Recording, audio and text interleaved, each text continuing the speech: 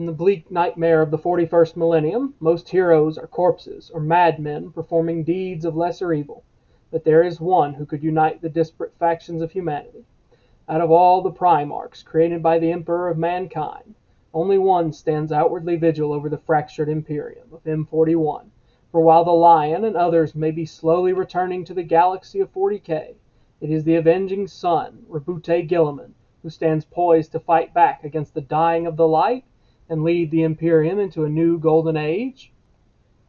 Amongst his brothers, only Roboute Guilliman would achieve the status of empire builder akin to their father, for while most Primarchs would only be afforded the opportunity to expand upon their own domains after being rediscovered by the Emperor of mankind, Roboute Guilliman had already begun looking outward from his homeworld of Macragge in an effort to forge in unification the 500 worlds of Ultramar.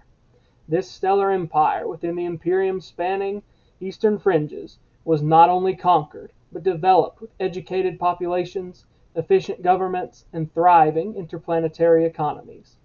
Citizens of these worlds weren't just protected, they prospered. During the worst days of the heresy, Guilliman remained a beacon of hope in the galaxy, for the realm of Imperium Secundus was centered within Ultramar, and through the foundation of this Imperium in exile, Guilliman, alongside his brothers Sanguinius and Lionel Johnson, held back the growing chaos. Even after the fires of Horus's ambition had been doused, Roboute Guilliman further proved himself in the manner of statecraft. For his most acclaimed work, the Codex Astartes, stands as more than a simple military doctrine, as it serves to safeguard the Imperium against tyranny, civil war, and corruption. In this way, the 13th Primarch could be said to have thought beyond the battlefield, something very few of his brothers could claim. And while no Primarch can lay claim to being the greatest tactical genius with any definitive veracity, the competency of Roboute Guilliman cannot be understated. For while he lacked the battlefield showmanship of brothers like Sanguinius, Jagatai Khan, and Fulgrim, or the ostentatious brawling of Leman Russ or Angron, Roboute fought wars like a chess grandmaster, a master of warfare at scale, much like Rogaldorn and Perturabo. Every campaign waged by Guilliman was calculated, deliberate, and ruthlessly efficient. Only on occasion would Guilliman attempt to win battles by dueling the greatest of his foes, or by personally battering down the siege lines, for he won by outthinking the enemy before the first shot was fired.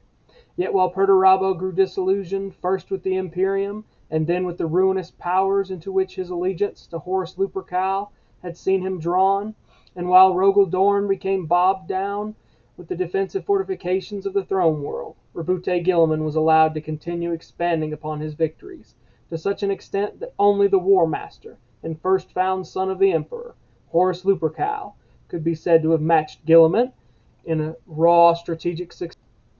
Do other factors exist that would allow one to make an argument for another son of the Emperor to stand as the greatest Primarch? Potentially. And yet it is of note that while Horus Lupercal and Lionel Johnson can be said to match Guilliman in terms of total victories, those statistics come with asterisks of their own, as Horus Lupercal was discovered and granted command over his legion some 36 years before Guilliman would be rediscovered, and while the Lion would be rediscovered after Roboute, his legion is stated to have been granted weapons of unimaginable potency from before the reunification of Terra. Yet none can dispute that at the Great Crusade's ending, after the Emperor had named Horus Lupercal to the role of War Master, it was Roboute Guilliman who possessed the most numerous legion, and even the devastation wrought upon them at Calth would not rob the Ultramarines of their potency, as they would remain the greatest threat to the War Master until his death upon the vengeful spirit. Even after the fall of Horus, it was Guilliman who held the largest legion, and thereby could have asserted more control over the Imperium than any being still capable of imposing their will. Yet it was Guilliman who penned the Codex Astartes, thereby limiting the capacity for any one individual to ever impose their will upon the galaxy. And by so doing, it could be said that the Codex Astartes bound the hands of Guilliman more so than any of his brothers, or any human who would live in the intervening 10,000 years. And 10,000 years after his blunder in the skies above Thessaly, where Fulgrim would wound Guilliman unto death, the 13th Primarch would awaken within a galaxy gripped by madness, in which the Emperor had fallen silent upon the golden throne. In this day of darkness, chaos ran rampant, and yet Guilliman proceeds to do what no one else could by taking command.